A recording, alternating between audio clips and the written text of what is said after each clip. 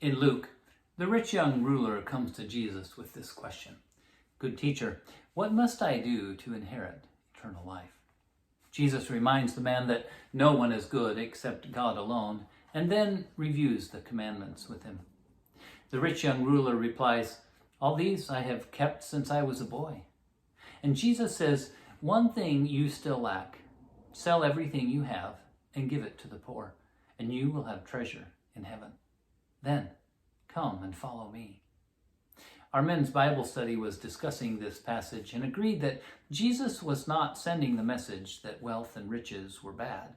He was sending the message that following all the commandments just so was not the path to eternal life. Luke tells us that the man was holding on tight to a lot of things and not about to let them go. Jesus says, "Do you have any idea how difficult it is for people who have it all to enter God's kingdom? Why, it's easier to thread a camel through a needle's eye than get a rich person into God's kingdom." The disciples then ask this question: if it's this hard to access eternal life, who has a chance for it at all? Jesus responded, "No one has a chance at all if you think you can pull it off yourself. Every chance in the world if you trust God to do it." The rich young ruler walked away filled with sadness, unwilling to take Jesus up on his offer. The passage and the story from Luke reminded me of a story my father used to tell on himself. As I shared the story, several men expressed the fond memory of Dad telling it and the influence it had had on their lives. Over a period of time, my father was having this conversation with God. "God, I'll do anything you ask. Anything. Well, anything except go to Africa." I'm not certain of the time frame, but over time, my father's anxiety grew as he continued to say, "Anything, God, anything, but go to Africa." Finally, one day he gave in and said sincerely from his heart, "Okay, God, I'll even go to Africa if that's what you want from me." At that moment, it was as though he heard God laugh out loud as he realized that God was saying, "Bert, I don't need you to go to Africa. I don't want you to go to Africa, but I do want all of you. I do want your whole heart. I do want you to come and follow me and be one of my disciples." For Bert, for the rich young ruler, and for you and me, it is a heart issue. It is about giving our whole hearts to God. I wonder what wealth the rich young ruler would have gained had he been willing to say yes to Jesus.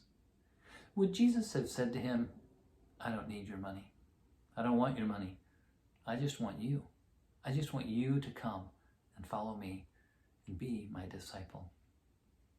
God never did call my dad to Africa, but he did call him to the small outpost of the Silver Valley in North Idaho, and it turned out to be some of the richest years for him and my mom. Life-changing for me and my siblings. When he became senior pastor of the little church in Kellogg, his father asked what vision he had for his church and ministry. His response was simple. He felt called to get involved in the local community and let his ever-increasing kingdom mindset and theology be an influence.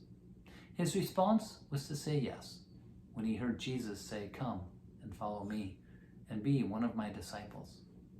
Let us say yes. Let us give our whole hearts. Let us believe in our seed. Let it be so. I do have a bonus for you today. On Sunday morning when I shared this word with our small group, my mother also shared. She sang us this song: "Peace, peace, wonderful peace, coming down from the Father above, sweep over my spirit forever, I pray, in fathomless billows of love." And then her favorite verse: "What a treasure I have in this wonderful peace, buried deep in the heart of my soul, so secure that no power can mine it away. while the years of eternity roll. And then she shared with us that, of course, we come from mining country. We know what mining is about. I had opportunity to work 2 years underground, and I can tell you that mining is messy. It's noisy. It involves blasting and mucking and cleaning up and pounding. It's a messy, messy world. But this song says that the peace that comes from God, the peace that passes understanding, it's a peace that no power can mine away.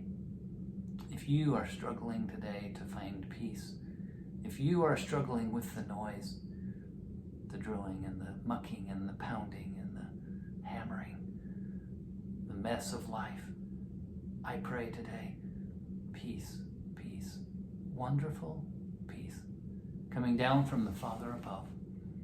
Father, may we all know a peace that is so secure that no power can mine it away, no matter how difficult, no matter how noisy.